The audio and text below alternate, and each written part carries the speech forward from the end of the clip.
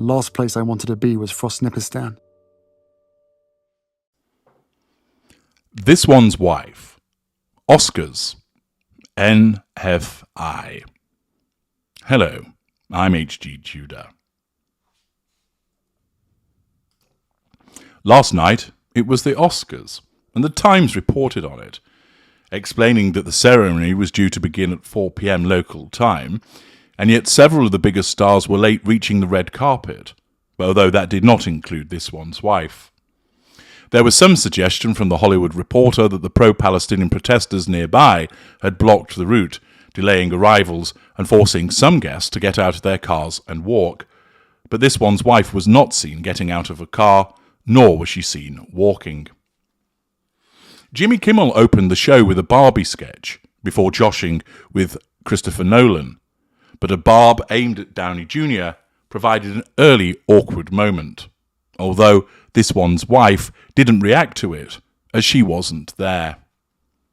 Referencing the actor's years battling drug abuse, Kimmel called his nomination for Oppenheimer his biggest high, before adding, or was it? Downey Jr. did not appear to be amused, gesturing for the host to move on with his monologue. Davine Joy Randolph won the first award of the night for The Holdovers, beating Emily Blunt, Oppenheimer, Danielle Brooks, The Colour Purple, American Ferrera, Barbie, and Jodie Foster, Nyad. She also beat This One's Wife, who wasn't nominated for anything, and also wasn't in attendance.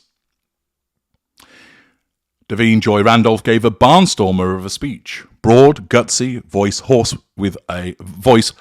with emotion, eyes brimming with tears. This One's Wife's voice was not hoarse with emotion, and nor was it brimming with tears, because she hadn't been invited and she wasn't there. War Is Over, inspired by the music of John and Yoko, won the Best Animated Short Film, while Best Animated Feature Film went to The Boy and the Heron by Hayao Miyazaki, in one of the evening's few genuinely open races. This One's Wife didn't express an opinion on either of those films, as she had not been invited to the Oscars. American Fiction won Best Adapted Screenplay. There was some speculation that might have involved This One's Wife because it had the words American and fiction in the title, but it was confirmed that the writer and director Cord Jefferson explained that This One's Wife was nothing to do with the adapted screenplay, and indeed she wasn't there to hear him say that.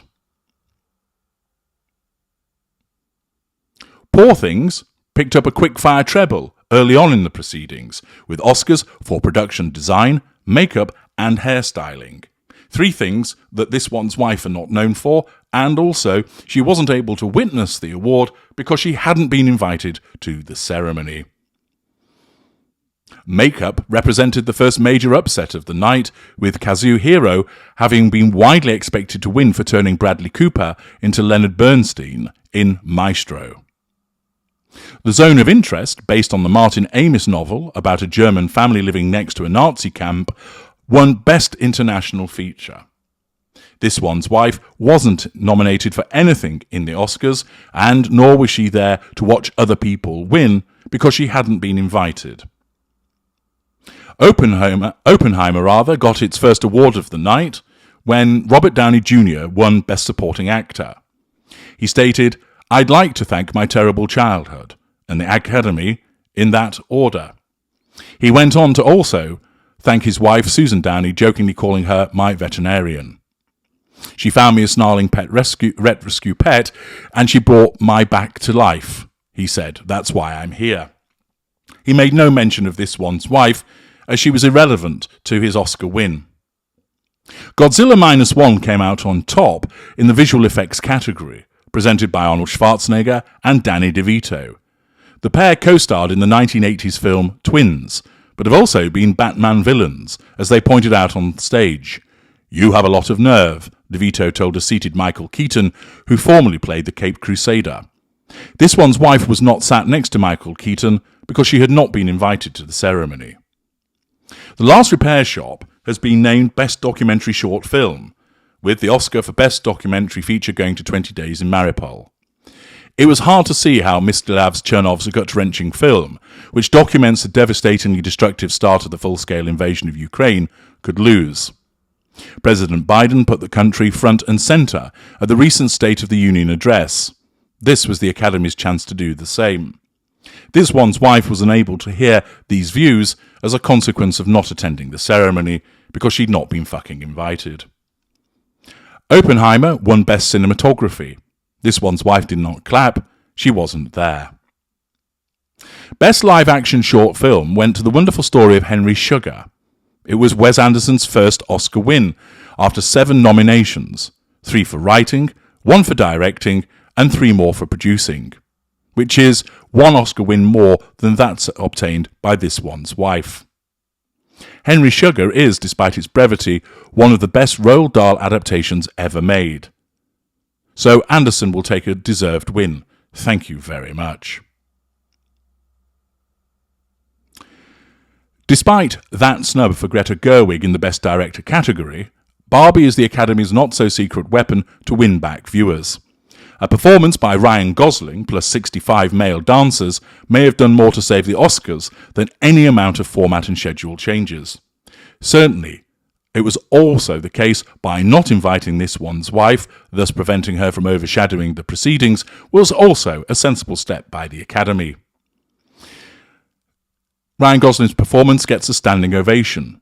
It's suggested that it might have been better as a musical. Having won once for a Bond theme, Billie Eilish had a second Academy Award for Best Original Song, meaning that she's won 2 more than this one's wife, who wasn't there to see her, at 21, the youngest 2-time Oscar winner yet, to receive her Oscars. This category was Barbie's to lose. It was the first film since La La Land in 2017 to have 2 nominees, What Was I Made For by Eilish and I'm Just Ken, performed by Gosling. Cillian Murphy won for his role in Oppenheimer. I'm a very proud Irishman standing here tonight, he said, dedicating his award for playing the father of the atomic bomb to the peacemakers.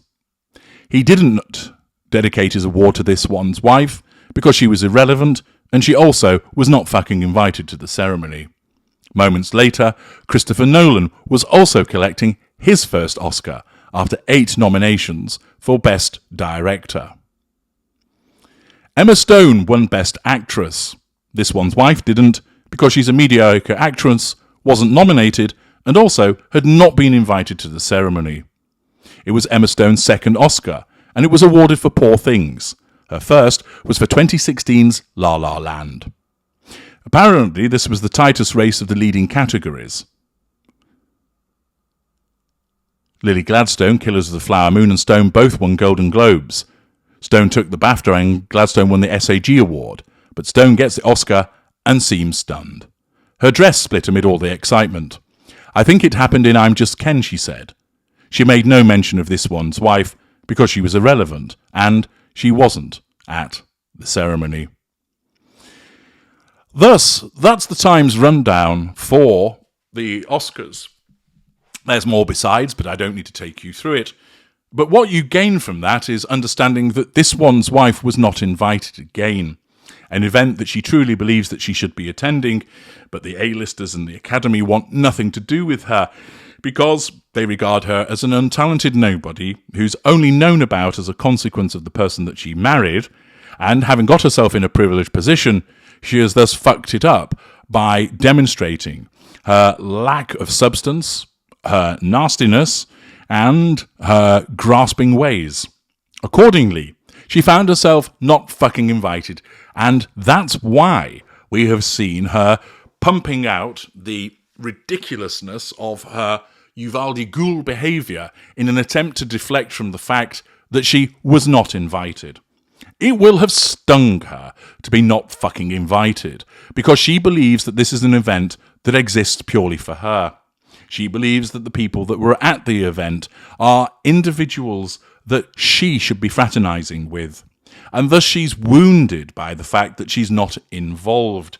And accordingly, in order to nullify the threat to control caused by that wounding, her narcissism doesn't direct her to turn up and stand outside with the pro-Palestine protesters attempting to garner attention for herself, but instead causes her to seek to assert control indirectly by engaging in the PR rollout that we've seen, by hijacking somebody's birthday, by turning up at a barbecue event, and by generally demonstrating to everybody what a ghoul she is.